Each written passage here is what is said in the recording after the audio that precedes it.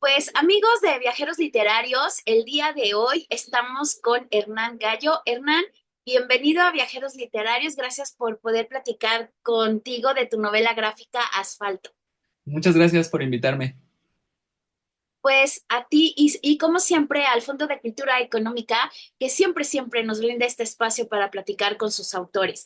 Y bueno, vamos a hablar de esta novela gráfica que se llama Asfalto, pero pues quisiera yo comenzar a decir que naces en 1987, precisamente en la década de los ochentas. Yo era una adolescente de 17 años cuando tú naciste y creo que te tocó precisamente estos programas de nuestra generación adolescente, pero de tu infancia, Odisea Burbujas, El Tesoro del Saber, todo este tipo de programas que van muy relacionados en esta infancia y adolescencia a eh, abordar la historia, los acontecimientos que pues pasaron a lo largo de los siglos y también traíamos ahí una mezcla interesante entre también las caricaturas como He-Man,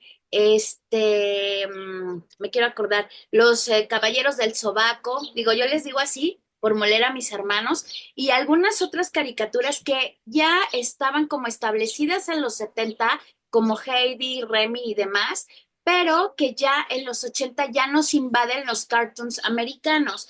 ¿Y por qué estoy hablando de todo este contexto? Porque aquí dice que, bueno, es un poco tu escuela, ¿no? Esta parte que tú viste a nivel gráfico, de historias, pero también me llama la atención que en esta época también había cortes, cápsulas de Televisa de ojo, mucho ojo, no tire el agua. Entonces, creo que en esta novela gráfica Asfalto hay muchos de todos estos elementos que viviste en tu infancia, Hernán. Digo, sí. Sí, claro, es un tributo directo como a todas esas cosas que consumimos en ese momento histórico, que pues ahorita pues ya está impregnado de nostalgia, pero pues para nosotros fue como la forma en que crecimos, ¿no? En ese mundo. Claro, y bueno, hay en esta historia gráfica, pues varios personajes, pero pues yo quisiera resaltar a dos. El primero, pues a este gato que de repente, pues como buen gato, desaparece de su hogar, huye, pero como que encuentra un alma gemela en Mía. Esta niña que por razones, pues la verdad, tristes, pues su mamá, chau bye amigo, y tiene que irse a vivir con una tía que parece ser como la villana del cuento y de repente huye de su casa. ¿Cuántos casos como estos no vemos en las noticias de desapariciones y que no siempre tendrían que ver con algún, como diría José Emilio Pacheco, algún robachico, sino también por decisión propia? ¿Cómo se te ocurre empezar a crear todos estos personajes, el gato, Mía, la tía, y para ti, ¿qué significaron cada uno en cuestión de lo que has vivido, pues a lo largo de tu infancia y obviamente de tu trabajo como creador? Pues sí, como tú bien dices, los ejes principales son estos dos personajes, que es, por un lado, pues está el gato, que ahí está. Son los dos personajes que están en la portada. Pues sí, o sea, por un lado, el gato es un... pues yo lo veo así, no sé si esto explique mucho, pero pues es como una especie de personaje abstracto, porque pues finalmente es un gato que se podría decir que ni siquiera tiene un nombre tal cual. Es pues con su naturaleza le exige, pues tiende a ser un poco como querer huir de las cosas. Este, el gato, pues sí, sí tiene como mucho de mi personalidad. No diría que soy yo así tal cual de autoinserte en la historia, pero pues sí diría que es un poco como abordo mucho la vida yo, tal vez. Este, y pues decidí hacerlo un gato porque pues me pareció que cuadraba con el concepto ahí de un personaje que pues no habla mucho, tal vez, o no explica mucho de sus sentimientos. No sé si esto esté relacionado con ser hombre o la manera en cómo nos educaron, pero pues de ahí nace el concepto gato. También pues porque directamente en la vida real me encontré un gato justo como en un momento de mi vida donde estaba como queriendo desarrollar una historia. Entonces, pues por eso la decisión de poner un gato, como que se me hacía atractivo narrativamente hablando, como esto de poner un personaje antropomórfico sin razón, y pues los gatos son como que a casi todo el mundo le gustan. Y Mía, por otro lado, que tiene como todo este conflicto familiar, pues nace, pues, yo diría que también nace como de las experiencias que he vivido, pero a través de mujeres que he conocido, ¿no? Entonces, pues es extraño porque pues es como una mezcla ahí de varias como eh, ideas de lo que es, o sea, si por un lado Gato es una persona que no habla mucho y no sabemos muy bien de su origen, pues sí exploré mucho el origen de Mía. Entonces de Mía sí podemos saber como parte de la historia de su familia, de la tía, inclusive de otra amistad ahí con Cráneo.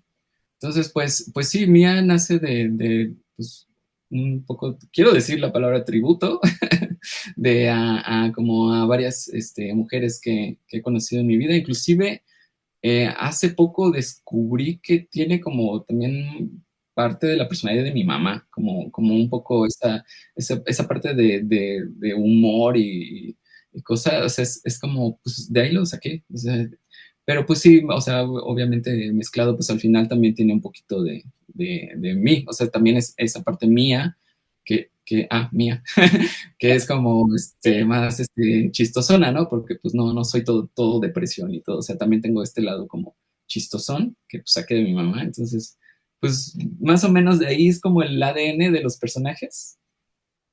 Ok, y la verdad es que sí, Mia es una chica que pues obviamente también se encuentra ella o se ve a sí misma en un estado de indefensión, ¿no?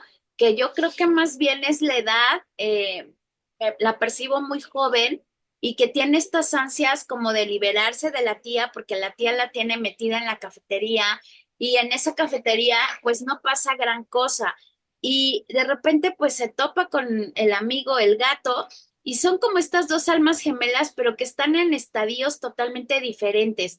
El gato hace lo que le dicen, como buen gato, ¿no? Sigue un poco la corriente. Mía es la aventura, la temeridad, el ser ¿cómo te diré? Arriesgada, que no le importa mucho lo que tenga que hacer con tal de llegar a la meta que la tiene muy clara y no vamos a contar un poco para picarles la curiosidad. Ella trae una meta en la mente que parece a veces que la meta se olvida un poco por el viaje, ¿no? Van descubriéndose cosas a lo largo de este camino y hablabas de Cráneo. Cráneo me parece un chico de la década de los 80 que se iba al Chopo a buscar estos cassettes de Alex Lora. O sea, para mí trae referencias bien cañonas a la década de los 80. Ojalá que la gente que no ha vivido esa década y que ahora estamos de moda, ¿verdad? La música de antes era el fonógrafo, eran los 40, ahora la música de ayer son los 80. Entonces me parece que Cráneo encaja muy bien con este arquetipo del chico que iba al Chopo, que era underground, que de repente pues traía como una vida que no se parecía al ideal de los padres de los 80, ¿no? El otro día platicábamos precisamente la migración del rock en español, de lo que se estaba haciendo en Argentina y que en México todavía no llegaba hasta finales de los 80. ¿Fue intencional esta parte o al final, después de que lo dibujaste, te diste cuenta que caía en este arquetipo? Yo creo que fue mitad y mitad. Como que yo no tenía como tan aterrizado como el guión al principio. Sí tenía como mi bosquejo y eso, pero el desarrollo de los personajes y todas estas como, porque al final, como tú bien dices, siento que Cráneo representa muy bien los ochentas, inclusive con el formato de música que más le gusta, que es el vinil. Al final como que esos tres personajes hacen como una especie de tercia, digamos, generacional, de algún modo, porque si bien Cráneo es un chico muy ochentero, como que rockerón ochentero, Gato es más noventero, como que le gustan más los cassettes. Yo siento que Mía probablemente sea como ya los principios de los 2000. Entonces, sí, no fue tan intencional, o sea, no quería, no había pensado tanto en eso, pero pues al final por la misma escritura de los personajes pues para diferenciarlos los unos de los otros, pues van adquiriendo como casi por sí mismos una cierta personalidad. Y quedó muy cuadrado de esa manera. Y sí, sí llegó un momento en el que justo hay un diálogo donde mencionan como casi que cuál es tu formato de música favorito y quedaron así como vinil, cassette y lo que sigue, ¿no? Entonces, y el CD. Sí. Entonces, pues sí, como que quedó chistoso eso. Pero, pues sí, o sea, es como algo que, digamos, quedó orgánico en ese sentido. No, y qué padre, porque pues yo creo que toda la novela gráfica está empapada de esta nostalgia de los 80. Por ahí tienes también a Andrea, que pues es la tía, y por ahí anda un Ramón, que es como la rata, ¿no? No sé si ahí tomaste el nombre de Ramón por Don Ramón, de esta cosa que alucino yo barato, tú perdonarás, pero el Chavo del Ocho no lo aguanto. No sé si No, es por ahí o fue intencional. no, no, yo también tengo que confesar que nunca aguanté al Chavo del Ocho. No, no lo soporto. Y creo que eso lo saqué directamente de mi mamá, porque mi mamá tampoco lo aguanta. Entonces, mm, tengo que confesar también que nunca lo he visto a cabalidad, o sea, nunca me he puesto a ver un capítulo así completo y decidir si está bueno o no, pero desde chiquito me acuerdo que mi mamá decía, no veas eso, no veas eso. Entonces, no, directamente el nombre lo saqué pues, de un amigo que en una fiesta había dibujado como una ratita, le puso la rata Ramón, y ya pues, nada más como que dijo, eres tú, porque le había puesto bigote. Ya. Entonces, pues ya cuando desarrollé el personajito secundario de la ratita, pues me acordé del nombre de Ramón y dije, ay, ya, pues, de aquí sí, Pues también pues como por esto de los Ramones un poco, supongo.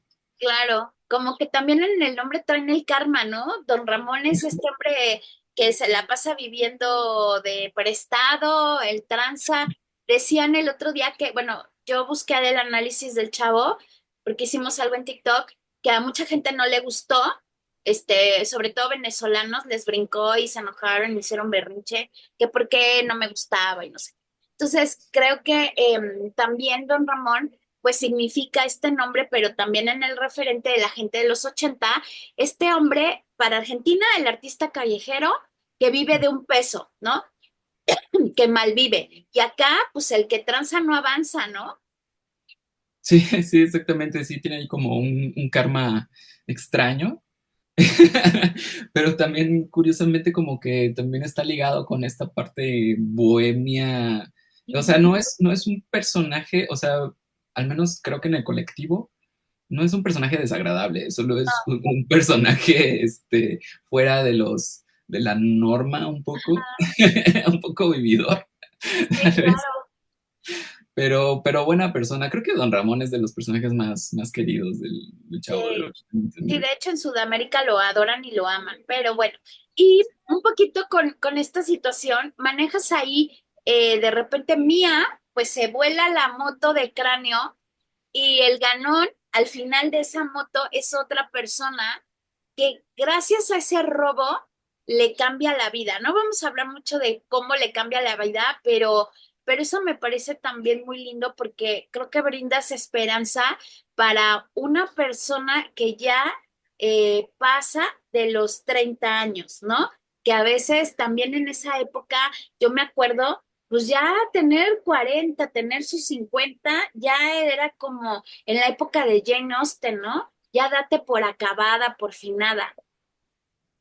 Sí, sí, es algo que también, insisto, no fue como algo que yo tuviera tanto la intención en ningún sentido de que fuera o una historia muy familiar o que tuviera la moraleja o sea, creo que al principio la intención era hacer una aventura que fuera entretenida, que tuviera como un poquito de chiste, pero también como esta parte, tocar estos temas un poquito de la depresión, un poquito de la soledad, un poquito de esto más oscuro, porque pues sí está como ligado directamente la escritura también a un momento de mi vida donde pues estaba como que raro de la pandemia y eso, pero sí no quería que se centrara como solo en que tienes que ser joven porque no soy, como que no comparto mucho esa idea y ahora que ya no estoy tan joven, pues menos comparto la idea de que la vida solo se vive en cierto momento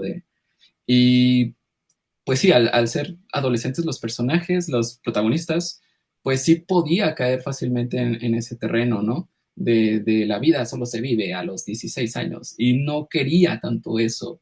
Entonces, pues justo como que puse esos personajes medio secundarios. La tía no es tan secundario, yo creo que inclusive entraría como en el cuarteto de los más importantes y es un personaje que pues todavía tiene como cosas que aprender y cosas que hablar y cosas que cómo desarrollarse.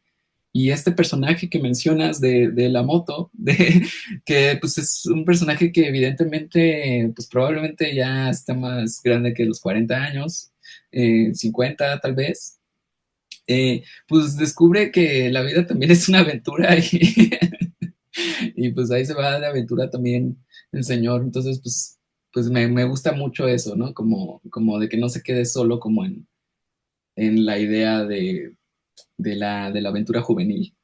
Claro. Y los 50 pueden ser muy divertidos, ¿eh? Presente. Presente. Entonces, creo que también los 50 pues, son una etapa en la que ya hay mucha experiencia, ya hay muchas situaciones que, bueno, pues bien o mal ya sobrepasaste y que pues continúa el camino, ¿no? Creo que es muy interesante lo que manejas en este personaje. Ahora, a mí me llama mucho la atención, voy a enseñarlo así, que manejaste una paleta de colores muy especial, ¿no? Como muy saturados los colores. ¿Y por qué fue? Am, pues al principio, cuando empecé a hacer la historia, cuando todavía no sabía que iba a ganar un concurso, no sabía que iba a terminar siendo un libro, lo quería hacer en blanco y negro, lo había pensado en blanco y negro, quería que tuviera mucho esta vibra de manga, que lo resuelven todo con solo un color, este, pero, justo como en las primeras, esa página que muestras es como del primer episodio, del primer capítulo, fue como de lo primero que le empecé a poner color. Este, porque ya cuando sale el fallo del concurso y esto y me dicen, oye, pero pues tienes la posibilidad de hacerlo a color, ¿por qué no lo haces a color? Yo dije, claro, pues sí, ¿verdad? Entonces empecé a explorar más con el color. Creo que ya le había puesto el verde en ese momento, porque ya como que sí se me hacía insuficiente el blanco y negro, pero poco a poco le fui como poniendo esta paleta de color como que yo tenía como que la saqué muy en modo diseñador gráfico, Ajá, claro. porque pues finalmente eso fue lo que yo estudié. Eh, entonces como que dije, no, quiero una paleta de color que tenga como, eh, no que no fuera los colores primarios, pero que sí tuviera como un rango de transmitir sentimientos. O sea que si yo tomo el morado y el verde, pues logro como una escena como triste, tal vez, o una escena como más de noche. Y si le pongo el azul y le agrego el amarillo, puedo hacer una escena como más alegre de día. Y por eso pues elegí como seis colores, me parece que son. Este, lo dejé así porque pues sí me gustaba como mucho la idea de una paleta de color como aterrizada, pero no quería como que fuera caótico, de que tuviera todos los colores del mundo. Entonces, pues al final me puse un poco el reto de solucionarlo todo con solo esos 6 colores. Y pues creo que se logró lo que estaba buscando, como de lograr varias ambientaciones durante el recorrido de la historia.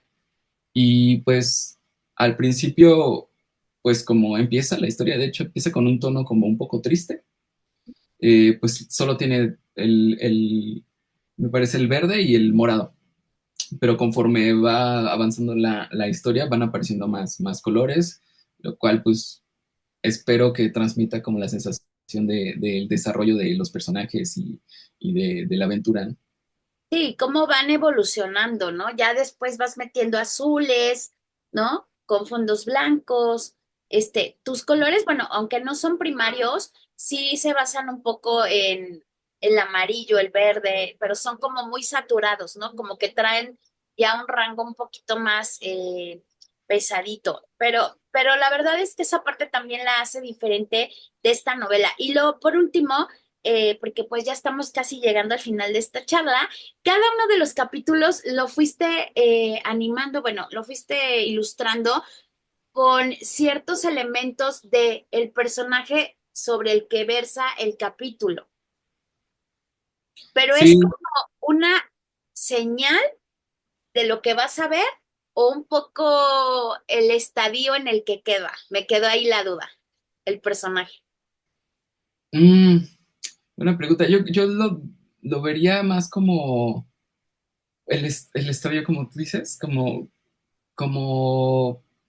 sin tratar de spoilerear, ¿no? Como esto es aquí estamos en este momento y esto se puede desarrollar hacia otro lado, que no sabemos hacia dónde, porque no quería que hasta casi el final de la obra, y espero no estar spoilereando, pero como que supieras muy bien hacia dónde va. O sea, no quería que se sintiera que es de esas aventuras donde todo va a salir bien todo el tiempo, ¿no? Entonces, siempre queda como esta cosita de que puede salir algo mal. Ya había introducido el elemento, pues como tú lo habías dicho en un principio, como de que es un mundo donde las personas pueden desaparecer o morir inclusive, o sea, o salir de tu vida. Entonces, pues más bien era como, eh, pues sí, momentos en los que tal vez puede salir mal y puede salir todavía peor, pero pues no, o sea, al final creo que la vida no es tan así tampoco todo el tiempo y creo que se resuelve de una forma como, mm, no quiero usar la palabra cotidiano, pero se resuelve de una forma como mm, del mundo real, o sea, sin dramatismo exagerado, no sé cómo decirlo sin spoilerarlo. Casi llevarlos al extremo, ¿no? Realmente, pues así es la vida, ¿no? Hay días en los que te levantas, todo te sale perfecto, corre perfecto el día desde que inicia hasta que termina, y hay días que son muy atropellados, de repente, pues hay obstáculos, hay problemas, hay malos entendidos, y tienes que empezar, pues, a sortearlos por el camino, ¿no? A veces te quedas estancado un buen rato en ellos, a veces brincas muy rápido y pasas a otro estado mental, a otra situación, hasta de repente de la noche a la mañana tienes que mudarte, ¿no? De lugar, de alejarte de la familia X, ¿no? Creo que así pasa en la vida real. Entonces, sí, no es una novela que digas, cae en el ideal de y fueron felices, ¿no? Que lo hablas un poco al final con estos recuadritos, que resuelves un poco qué fue de cada uno de los personajes y pues me parece que son muy reales las soluciones, no son estas soluciones mágicas de se encontraron, hablaron y resolvieron todo su pasado, el gato llegó a ser millonario, o sea, porque a veces, pues, ese tipo de historias, pues sí son padres, ¿no? De repente te alientan y todo, pero también vivimos en una realidad que a veces en las personas más jóvenes que lo estamos viendo, se busca la gratificación instantánea, ¿no? Entonces yo creo que este libro es muy bueno para un adolescente también que vea la realidad de las cosas, ¿no? Sí, sí, es curioso porque, o sea, insisto, yo no tenía pensado un target para el libro, no había pensado que iba a ser como para cierto rango de edad y esto, pero ahora que he tenido la oportunidad de estar haciendo presentaciones, me ha tocado hacer presentaciones con grupos de adolescentes, con estudiantes de preparatoria, de secundaria, y es muy lindo, es muy padre que es muy bien recibido con personas de esa edad, ¿no?